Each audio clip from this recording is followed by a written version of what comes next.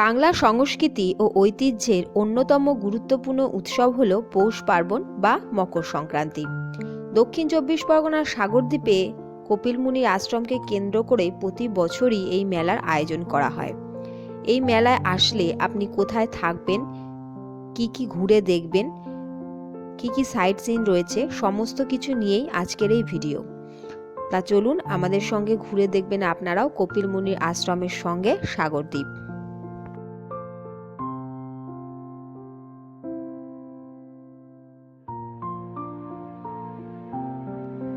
আগের ব্লগে আমরা আপনাদের সঙ্গে শেয়ার করেছিলাম কিভাবে ডায়মন্ড হারবার থেকে জাহাজে করে আপনি সাগরদ্বীপ পৌঁছাবেন। আজ বলবো অন্য একটি রাস্তার কথা, যেই রাস্তা দিয়ে আপনি কোনো রকম জোয়ার ভাটার সমস্যা ছাড়াই খুব সহজে সাগরদ্বীপ পৌঁছে যেতে পারবেন। তার জন্য সকালবেলা শিয়ালদা স্টেশন থেকে নামখানা লোকাল ধরে আমরা নামখানা স্টেশনে পৌঁছে যাই। সেখান থেকে জেটিঘাট থেকে আমরা ধরি সাগরদ্বীপের জন্য জাহাজ। মাত্র 40 টাকার বিনিময়ে এই জেটিঘাট থেকে আমরা এপারের বেনুবন জেটিঘাটে চলে এলাম। এবার এখান থেকে টোটো বা অটো ভাড়া করে আমরা চলে যাব কপিল মুনির আশ্রমের উদ্দেশ্যে, এবং সেখানেই আমরা থাকবো আজকে ইসকন মন্দিরের গেস্ট হাউসে। তাহলে চলুন যাওয়া যাক। সকালবেলা শিয়ালদা স্টেশন থেকে 5:20 নামখানা লোকাল ধরে মাত্র 25 টাকা টিকিট কেটে 2.5 ঘন্টা সময় আমরা এসেছিলাম নামখানা, এবং সেখান থেকে মাত্র 20 টাকা ব্যয়ে এসেছি নামখানা জেটিঘাটে। সেখান থেকে 40 টাকা ব্যয় করে আমরা এসেছি উল্টো দিকের বেনুবন জেটিঘাটে। সেখান থেকে অটো ভাড়া করে আমরা এলাম এই কপিল মুনির আশ্রমে। এখানে আমরা ইসকনের গেস্ট হাউসে থাকবো সারাদিন। ইসকনের মন্দিরে থাকবো, সেখানে রুম ভাড়াই বা কত, রুমগুলোই বা কিরকম, সবই আপনাদের দেখাবো। তার সঙ্গে দেখাবো সাইট সিন, কোথায় কোথায় আপনারা যেতে পারেন, তার কতই বা খরচ পড়বে, সবকিছুই রয়েছে আজকের এই ব্লগে। কুম্ভ মেলার পরে গঙ্গাসাগর মেলাই হলো ভারতের দ্বিতীয় বৃহত্তম হিন্দু মেলা, আর এই স্থানেই গঙ্গা নদী মিলিত হয়েছে বঙ্গোপসাগরে। আর আজ আমরা এসেছি এই গঙ্গাসাগরেই।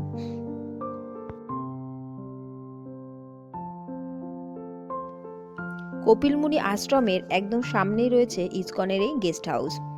এই গেস্ট হাউস আপনি যদি বুকিং করতে চান তাহলে আপনাকে চলে যেতে হবে www.iskongangasagar.com এই ওয়েবসাইটে। এখান থেকে আপনি বুকিং করতে পারেন। এখানে 3 ধরনের রুম রয়েছে।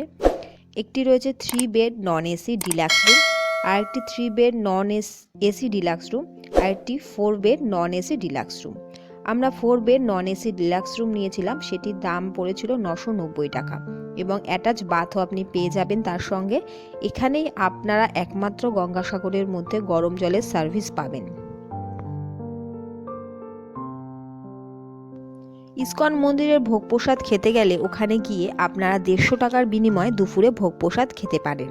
এছাড়া চাইলে আপনারা বাইরে গিয়েও খাবার দাবার খেয়ে নিতে পারেন।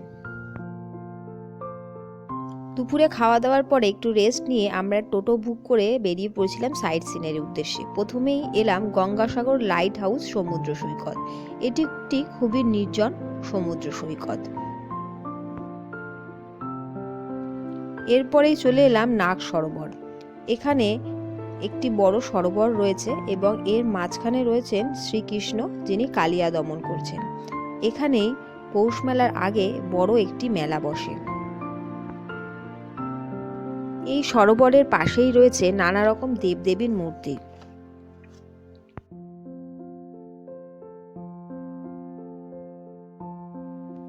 এরপরে আমরা চলে এলাম গঙ্গাসাগর রামকৃষ্ণ মিশন। অপূর্ব পরিবেশ, চারিদিকে স্নিগ্ধ, অপূর্বভাবে সাজানো এই রামকৃষ্ণ মিশন। আমরা জানি রামকৃষ্ণ মিশন সমস্ত জায়গাতেই এরকমই সুন্দর পরিপাটিভাবে থাকে। এরপরে এই মন্দিরটি একটি টেরাকোটার গোষ্ঠ মন্দির। এর পেছনেই রয়েছে একটি অতি জাগ্রত শিব মন্দির, যেখানে খুবই জাগ্রত একটি শিবলিঙ্গ রয়েছে।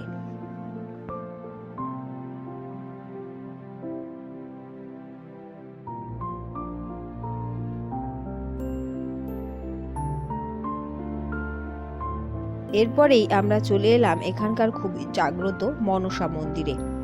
এর ঠিক মনসা মন্দিরের পেছনেই রয়েছে আয়লায় ক্ষতিগ্রস্ত একটি গ্রাম, যার কোনো চিহ্ন মাত্র আজ আর অবশিষ্ট নেই, সবই সাগরের বুকে তলিয়ে গেছে।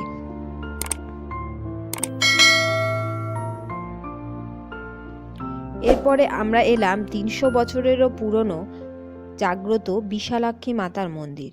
মন্দিরের ভেতরে রয়েছেন কোষ্ঠী পাথরের মা বিশালাক্ষী।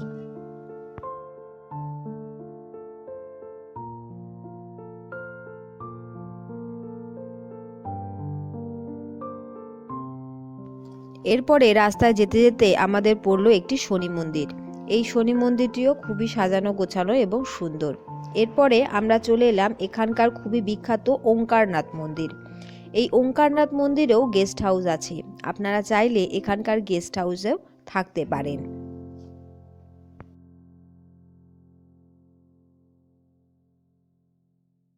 এরপরে আমাদের দ্রষ্টব্য গঙ্গাসাগরের অতি পরিচিত ভারত সেবাশ্রম সংঘ। ভারত সেবাশ্রম সংঘ নিয়ে আলাদা করে বলার কিছু নেই, প্রতিটি তীর্থস্থানেই এই ভারত সেবাশ্রম সংঘের আশ্রম রয়েছে। এখানেও থাকা খাওয়া সবই রয়েছে ব্যবস্থা, সুব্যবস্থা, আপনারা চাইলে এইখানেও থেকে যেতে পারেন। আজকের মতো গঙ্গাসাগরের বুকে সন্ধ্যা হয়ে রাত নেমেছে। আজকের রাত আমরা কাটাবো এই গঙ্গাসাগরেই। আজ রাতে এখন আমরা যাব কপিল মুনির আশ্রমের দিকে। তাহলে চলুন, রাতের অপূর্ব শোভায় কপিল মুনির আশ্রমকে কত সুন্দর লাগে সেটাই এখন আপনাদের দেখাবো। কপিল মুনির আশ্রমের বাইরে রয়েছে হরেক রকমের দোকান। এখান থেকে আপনারা আপনাদের প্রিয়জনের জন্য জিনিসপত্র কিনে নিয়ে যেতে পারেন। কপিল মুনির আশ্রম যাওয়ার আগেই আপনাদের চোখে পড়বে এই ডালা অর্কিডের দোকানগুলি। এখান থেকে পুজো কিনে নিয়ে আপনি কপিল মুনির আশ্রমে পুজো দিতে পারেন। আমরাও 50 টাকার বিনিময়ে একটি ডালা অর্কিড কিনে নিয়ে চললাম কপিল মুনির মন্দিরের দিকে পুজো দেওয়ার উদ্দেশ্যে। ওই সামনে দেখা যাচ্ছে অপূর্ব সুন্দর শোভা বিস্তার করে রয়েছে কপিল মুনির আশ্রম। গঙ্গাসাগর মানেই এক টুকরো ভারত, যেখানে সারা ভারত থেকে পুণ্যার্থীরা এসে জড়ো হয়। গঙ্গাসাগর বাংলার প্রাচীনতম এবং বৃহত্তম একটি মহাতীর্থ, যার উল্লেখ ভারতীয় ধর্মগ্রন্থ রামায়ণ মহাভারতে পর্যন্ত পাওয়া যায়, যা প্রায় 400 খ্রিস্টপূর্বাব্দের বেশি প্রাচীন। প্রতি বছর মকর সংক্রান্তির শুভক্ষণে গঙ্গাসাগর মেলা আয়োজিত হয়। জ্যোতিষ মতে সূর্য যখন এক রাশি থেকে অন্য রাশিতে প্রবেশ করে সেই সময়কেই সংক্রান্তি বলা হয়। বছরের এই সময় সূর্য মকর রাশিতে প্রবেশ করে। প্রাচীন লোককথা অনুযায়ী গঙ্গাসাগরে কপিল মুনির মন্দির প্রথম প্রতিষ্ঠা করেন রানী সত্যভামা এবং 1437 খ্রিস্টাব্দে মন্দিরের বর্তমান আরাধ্য মূর্তিটি প্রতিষ্ঠা করেন স্বামী রামানন্দ। আমরা এখানে খুবই শান্তভাবে কপিল মুনির আশ্রমে পুজো দিয়ে নিলাম এবং এখানে কিছুক্ষণ বসে আরতি উপভোগ করলাম।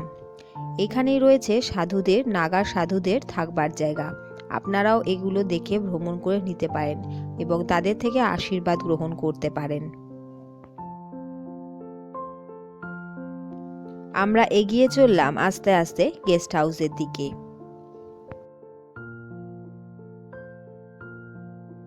গঙ্গাসাগরে আমাদের নতুন ভোর এবং এখানেই পুণ্যার্থীরা স্নান সেরে নেন। কপিল মুনির মন্দিরের ঠিক বিপরীতেই একটু পায়ে হাঁটা পথে এগিয়ে চললেই রয়েছে গঙ্গা এবং সাগরের মিলনস্থল। গঙ্গাসাগরের কাহিনী জীবন ও মৃত্যুর মুক্তিপ্রাপ্তের কাহিনী। বিভিন্ন পুরাণ থেকে জানা যায় কিভাবে রাজা ভগীরথ সাধনার দ্বারা পবিত্র গঙ্গা নদীকে সাগরে নিয়ে এসে তার 60,000 পূর্বপুরুষকে কপিল মুনির অভিশাপ থেকে মুক্তি দিয়েছিলেন। যুগ যুগ ধরে চলে আসা এ এক মহান ঐতিহ্যের মেলবন্ধনের মিলনস্থল, যার ধ্বজা আমরা আজও লক্ষ লক্ষ ভক্তের সমাগমে পূর্ণ করে রেখেছি।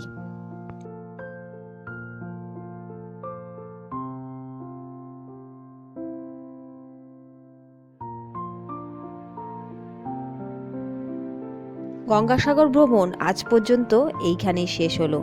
আমরা এবার চললাম বাড়ির পথে। যেই পথ দিয়ে এসেছি আবার সেই পথেই ফিরে যাব। কেমন লাগলো অবশ্যই কমেন্টে জানাবেন এবং ভিডিওটি ভালো লাগলে একটা লাইক করে শেয়ার করে দেবেন। আবার আসছি পরের ব্লগ নিয়ে, আপনাদের সঙ্গে দেখা হবে।